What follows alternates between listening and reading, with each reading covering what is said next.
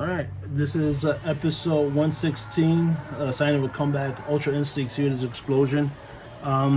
This is going to be part of the video, and it plays an important role with the fusion of Khalifa and other girl. So we have a legendary Super Saiyan as well as a Super Saiyan fused together. And here, even though this was an excellent and great fight scene, what we see here is that we are robbed of this takedown by Gohan. Gohan should have been the one to actually do this, but it was given to Goku instead. And here he's stacking up power upon power, and he's going Super Saiyan Blue. When, as we're gonna see later on in this video, that Gohan did that so freaking awesome. That he didn't need to go Super Saiyan Gohan in order to take her down. And this is one of the things where I really love about the anime, that we have excellent fight scenes like this, but I really don't like this because it takes away from the actual character development from the manga and the characters themselves, as we're going to see in about a minute. Alright, so in the manga, it really does start off when Kale goes Legendary Super Saiyan. I don't care what anybody says, according to what we know about Legendary Super Saiyan through Broly, this is her version, Universe 7's version of, she's 6. No, she's 6. We're Universe 7. And she is one-shotting everybody. She's just going through everybody like nobody's business. Then Khalifa gets the Patari earrings. Now, we already have this girl at max level. I mean, she's a freaking legendary Super Saiyan. And she goes through everything. So once they fuse, now they're unstoppable. So you have legendary Super Saiyan and a regular Super Saiyan is sharing the same body that are going through everybody. This is an unstoppable force, you know. Then we get this mofo. And look, first of all, I love that he has Piccolo's uniform on. Yes, this is what we should have. Hey, I'm not one of those guys. I'm not going to come in here. I'm not going to say that Goku was a bad father or anything. What we do know is that Piccolo had the strongest influence on him in terms of the training. Both Piccolo and Goku believed in him, and that's why he was able to defeat Cell. However, in terms of fighting and the fighting skills, the martial arts, and the planning of attack, he has more of a Piccolo mindset. You know, Piccolo was there a lot more, and it wasn't Goku's fault. I'm not going to blame Goku. Goku was dead, and Goku died to save his son. And Goku entrusted his son to Krillin, but Piccolo, being the superior fighter, said, nah, F you, I'm taking the kid. That's the backstory. So we're not going to go ahead and we're not going to blame Goku for any of this stuff. He wasn't there because he died to save his son, and that's something that a sacrifice that any father would know about. Even any good uncle would know about, or any just good man with common sense and reasoning know that this is what you do. So he comes in and he's base form. As of right here and now, I have no idea why this guy will not go Super Saiyan, but he wants to defeat her as a human. So I think this is his ultimate form, they call it. And he tells his father, because his father's dealing with Jared, and he tells everybody to back off because he's got this. Mind you, this is a fused body of a Super Saiyan and a legendary Super Saiyan, and this guy will not go Super Saiyan at all. I think he might be traumatized about what happened with Cell. He doesn't want to go back to that. He doesn't want to be that guy again because he knows, you know, we've seen him when he goes Super Saiyan, especially Super Saiyan 2. He doesn't have a lot of control. That baser instinct of the Saiyan comes out. Maybe he doesn't want to go the extra mile and accidentally kill her. But he goes, I got this. I mean, look at, what I do like about the manga is that throughout the previous issues, the previous volumes, because this is going to be volume 8. So the other one, I think it was episode 133, I think it was. Yeah, either way, I have it in the thing. In the previous episodes, there are brief mentions of just one panel. If you blink, you're going to miss it, where he says that he keeps up his training, where he does train. So we do know that he does train. He goes to the Capsule Corps and he trains there. So we know that there's something going on with this guy. Now, base form, he goes toe to toe with this girl. I mean, Everybody, look at Vegeta and Mustache. And he is going toe to toe. Look at this. He's not even going Super Saiyan. His father would have gone Super Saiyan Blue, Super Saiyan Ultra Instinct. Yeah, because in the manga we see him go Ultra Instinct. This is how we were robbed of a good Gohan. I do believe that the anime stripped Gohan. They nerfed him. They made him weak. They made him pathetic in order to make Goku shine, which is not the way it should be. You can have both excellent characters, equally powerful. In this case, Gohan is more powerful, and still have a Goku-centered storyline. You know, because let's face it, that's where the money is. Look at this, blow for blow, bam. Finally, they hit each other so hard. A great fight scene, just punching. I mean, that they knock each other out of the ring. Gohan did what nobody else could, because she was one shot. This is her right here. She was one shotting everybody off of the ring like nobody's business. They didn't even stand a chance. And here he is, Gohan, for a whole fight, takes it down. And I think we were robbed. I don't know. Let me rephrase that. I do not think that we were robbed of an excellent Gohan story. I know we were robbed just by reading the manga. Right now, I am on volume 16. Now I'm just under a third of the way to it, as you can see. Gohan in the manga is so much better. He is so much better. I'm gonna have to go back and read the Dragon Ball Z to see if we get a better Gohan story. But let me know what you think in the comments below.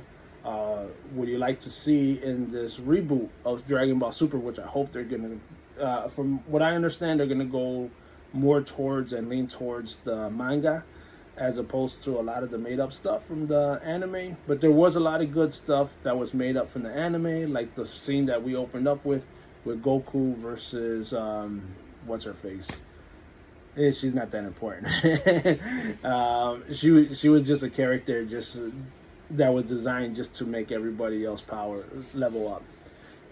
I don't like the fact that in order to defeat her and to defeat these characters in the anime, you're having power stacked upon power, and power stacked on power in order to defeat, because it shows that there's no line of thinking. Anybody who studied any type of fighting, whether it's boxing or martial arts, even wrestling, knows that you need to go in with a strategy. You have to be able to come up with strategies on the fly, on a whim. You can't just go in blind, relying solely on power, because you will lose, you will be defeated. There needs to be more there. In the manga, we do see a lot more strategy. We see a lot more stuff there. Gohan is a superior fighter. He has training from Piccolo and from Goku, so he knows those fighting styles very well. And he was the right choice. I really do want to see more Gohan in the anime. I want to see him develop. I'm sick and tired of this weak crap, just like Vegeta in the anime, we hear him saying a lot how weak and pathetic Gohan has gotten, especially towards the end of Z, that he was the one who took down Cell, and now look at him. He's wasted. You have someone like Trunks, who grew up with the smartest family in the world, and he is very intelligent but also very powerful. You can have that balance. In the manga, we see that balance with Gohan, which I really like. He's intelligent, his mind is strong, his body is strong. We just need to have him utilized a lot more. He knows the stakes, he knows what's going on, and he'll fight to protect his family, because he does have a kid, he does have a wife, he does have brothers. I'm putting Trunks as that brother. He does view Trunks as a younger brother, as well as Goten as his actual brother. So we know when the stakes are low, this guy is going to be there, and he comes through in a pinch. We see that pinch come through in the manga. Beautifully written, beautifully illustrated. Let's bring that back in the reboot. I'm excited for the reboot, because it's going to be more based on the manga. I'm excited to keep reading the manga. Again, I'm on number 16. Can't wait to finish this off. I know that there's about another 10 issues out there, or maybe 9 issues. and we're gonna get it to the point where we see him turn into Beast Gohan in Dragon Ball Super, because you can't have a weak, pathetic person turn into the most powerful being and the most powerful mortal in the universe. I think with Beast Gohan, I've seen a bunch of different stats here and there on YouTube and Instagram that saying that he could probably take down Zenu as Beast. In the manga, we see that progression, so you actually believe it. You see it coming down. So when it happens, you're like, yeah, okay, that's our boy Gohan. Whereas in the anime, when he turns to Beast mode, it's like, what? He had this power all along. What the hell is going on? How come you don't utilize it? This guy should be the first one saving the universe. And why are Vegeta and Goku wasting everybody's time? Let's see more of this guy. Yeah, I said what I said, and I'm going to stick with it. Even though I know that Vegeta and Goku are the main center characters, and they're the reason why Dragon Ball is making so much money. But they do need to start passing the reins down. We have Gohan, we have Goten, we have Trunks, all powerful beings, all powerful characters. Let's see a little bit more about them. Let's see a little bit more with them. I want to see them develop more. And don't rob us with anime of these character developments, character points. But at the same time, I do love some of these fight scenes in the anime. In the manga, we had Krillin, who was taken down very quickly, and that was a weak takedown. I hated that in the manga, but I love the way he went down in the anime. So we have to find this balance back and forth. I want to see more fight scenes like that Kamehameha wave. That was so awesome, man. He was just writing it.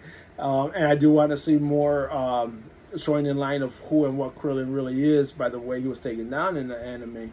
But at the same time, I want to be respectful and see Gohan go toe-to-toe with this fused Super Saiyan, legendary Super Saiyan, and hold his own where nobody else did. And he didn't even go Super Saiyan. He was just in his base form.